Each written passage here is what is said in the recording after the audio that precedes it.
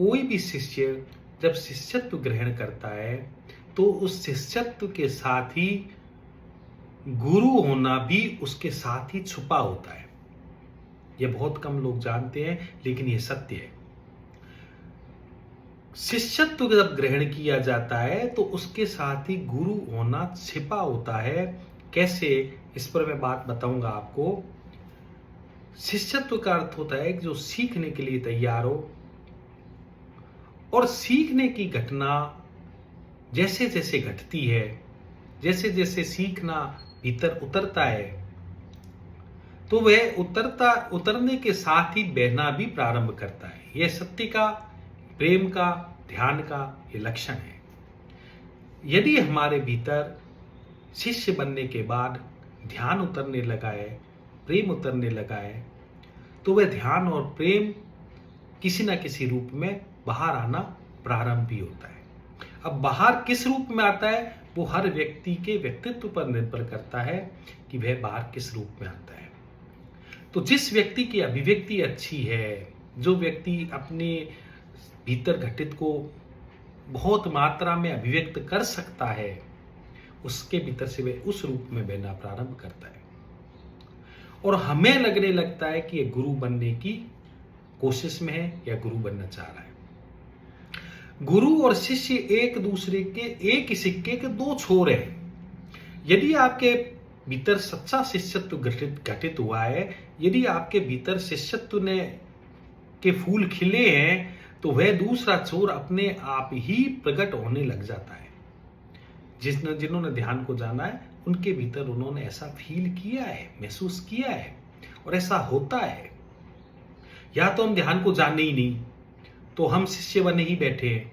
हमें लगता है कि शिष्यत्व अपने आप में पूरा है, लेकिन शिष्यत्व का दूसरा छोर गुरु होना भी होता है। वह घटेगा ही, लेकिन यह बात लोग इसलिए नहीं कहते हैं। उन्हें लगता है, संकोच करते हैं कि यदि यह बात कह दी तो लोग क्या कहेंगे। लोग क्या कहेंगे से सत्य के अनुभव आप नहीं रोक सकते। प्रेम के अनुभव को आप नहीं रोक सकते। जब ध्यान के फूल खिलते हैं, भीतर प्रेम घटित होता है, तो लगता है कि क्यों नहीं बांटूं, क्यों नहीं लोगों को बताऊं कि इतना बड़ा रास्ता है, इतना प्यारा रास्ता है, इतना सुगम रास्ता है, जिसके माध्यम से आनंद को जिया जा सकता है। तो शिष्यत्व यदि ठीक ठीक ढंग से विकसित होता है, तो वह सिखाने की स्थिति में आ सकता है, बांटने की स्थिति में आ सकता है, और तब हम उसे कह देते हैं कि गुरु बनने जा रहे हैं।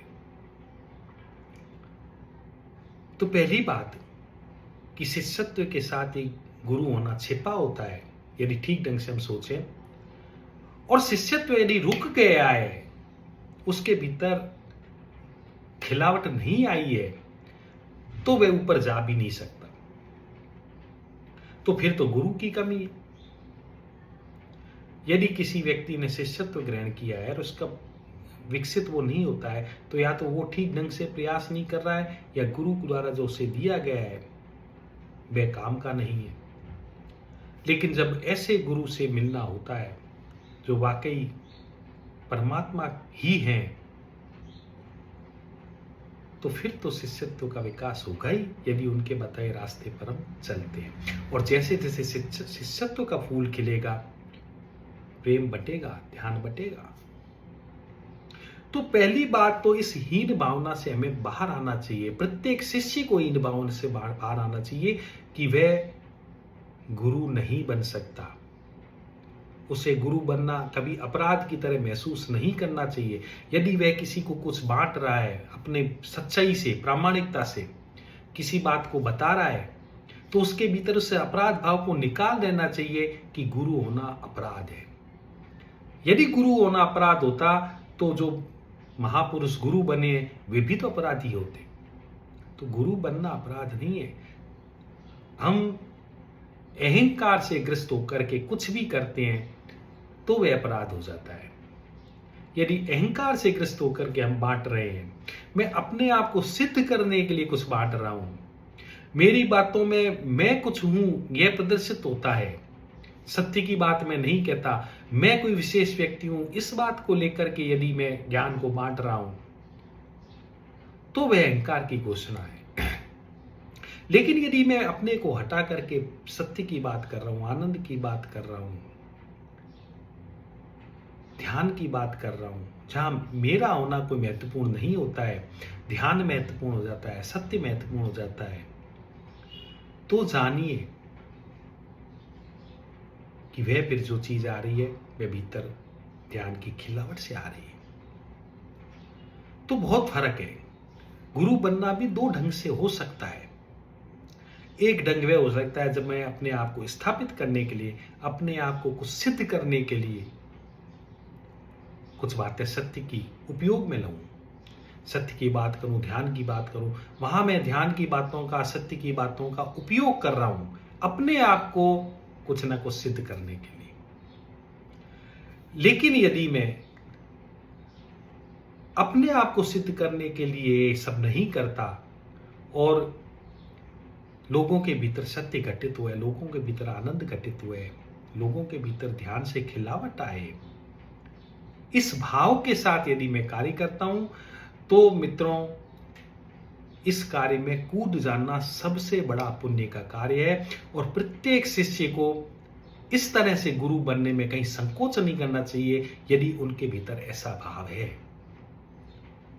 तो जो भी शिष्य है उन सभी से मैं कहूंगा कि यदि उनके भीतर वास्तव में ध्यान को बांटने का भाव है, अपने आप को कहीं प्रदर्शित करने की कोई इच्छा है, तमन्ना नहीं है, तो वह इस कारण से संकोच करके ना रुक जाए कि लोग उन्हें गुरु बनने की के आरोप से ग्रसित कर दें। इस बात को लेकर के वे ना रुकें, लोगों की फिक्र ना करें, वो तो वैसे ही कहते रहेंगे। रास्तों से निकलें, ध्यान को बांटें, प्रेम को बांटें, क्योंकि दुनिया में अभी ध्यान और प्रेम की बहुत जरूरत है, बहुत जरूरत है। यदि आप आंख खोल के देखें, आप जगह जगह पाएंगे कि लोगों को ध्यान की कितनी जरूरत है। और ध्यानी लोग चुपचाप बैठे हैं कि कहीं लोग गुरु बनने का आरोप न लगा दें, इस संकोच के कारण। यह भी ईगो है। यदि आप गुरु बनने के आरोप के कारण ध्यान को नहीं बांट रहे, प्रेम को नहीं बांट रहे, झंडा लेकर के नहीं निकल रहे हैं, तो यह भी आपका ईगो ही है। आप कहीं ना कहीं अपने आप को अच्छा से सिद्ध करना चाहते हैं। आप ये अपने आप को सिद्ध करना चाहते हैं कि आप गुरु जैसे पागलपन में नहीं है, आप तो बहुत अच्छे शिष्य हैं।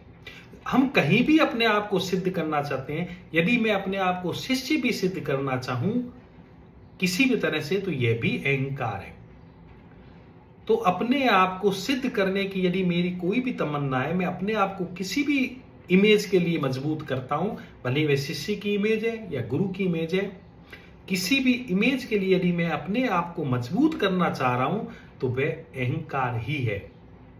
क्योंकि उस इमेज को हटाना ही है हमें, तभी अहंकार हटेगा। यदि हम इमेज को मजबूत कर रहे हैं, अपने नाम को, अपनी छवि को, अपनी शिष्यत्व को यदि हम मजबूत करना चाह रहे हैं लोगों की दृष्टि से, तो फिर हम अहंकार को नहीं छोड़ पा रहे। तो अहंकार गुरु होना या शिष्य होना ऐसा कुछ नहीं है। अहंकार है आप अपने आप को किसी भी तरह से स्थापित नहीं करना चाह रहे हैं, आप अपने भीतर सत्य की खोज करना चाह रहे हैं और फिर सत्य मिलता है तो उसको बांटना चाह रहे हैं। यदि ऐसा कुछ है तो आप एक सच्चे शिष्य भी हैं और संभावित गुरु भी। बहुत बहुत धन्यवाद। Thank you.